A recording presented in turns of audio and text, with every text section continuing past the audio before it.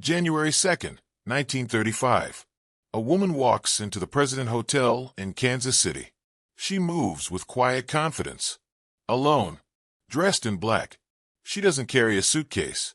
No luggage. No travel companion. Just a small handbag and a name she writes in the hotel register. Louise Anderson. If that was even her real name. She asks for a quiet room. The clerk hands her a key. Room 1046. She takes the elevator up. The doors slide open. The hallway is empty, silent, almost unsettling. The woman steps inside her room, and she is never seen alive again. For days later, hotel staff would discover a gruesome, nightmarish scene. But here's the part that still haunts investigators to this day.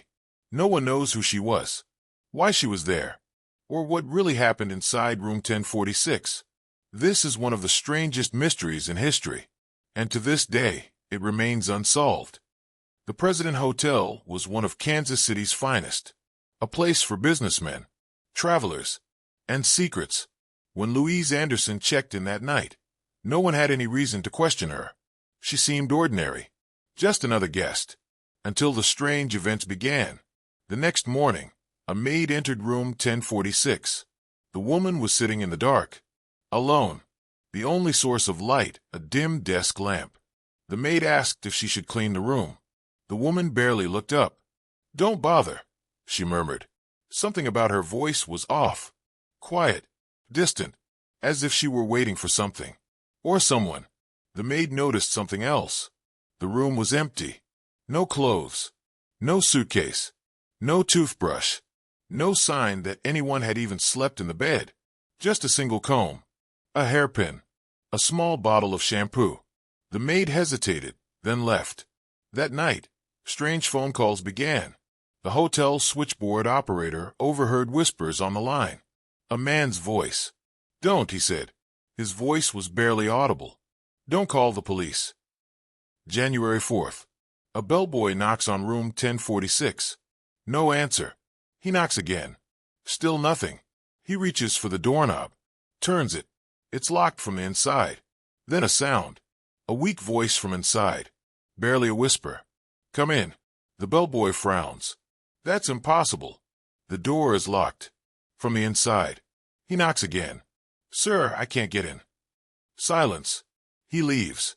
But an hour later, another staff member tries again. This time, he has a master key. He unlocks the door, pushes it open, and freezes. The room is dark. The curtains are drawn. The air is thick, heavy metallic. Then he sees it. The woman, sprawled across the bed, her black dress torn, her hands trembling, her face covered in blood, the walls streaked with red, blood on the floor, blood on the bed, blood on the telephone. But here's the part that sends chills down his spine. She's still alive. Her lips move. A faint, broken whisper. "Nobody did this to me." Then she goes silent. By the next morning, she is dead. The police arrive. They search the room. They search the hotel. But there's nothing. No weapon. No fingerprints. No suspect. Just a name. Louise Anderson. But when they check records, she doesn't exist. The woman had no ID. No address. No family came forward. No friends. No past. She was a ghost. And then, the case gets even stranger. Days later, an anonymous call comes into a local funeral home. A man's voice, calm, deliberate. "I want to pay for her burial." The funeral director asks why. "She wronged no one." The man says, "She just had bad luck." Then the line goes dead. No one knows who he was. No one ever saw him. And the woman from room 1046? She was buried in an unmarked grave. Her real name, her story, her killer, all of it lost. Some say she was a spy, a runaway, a woman caught in something far bigger than herself.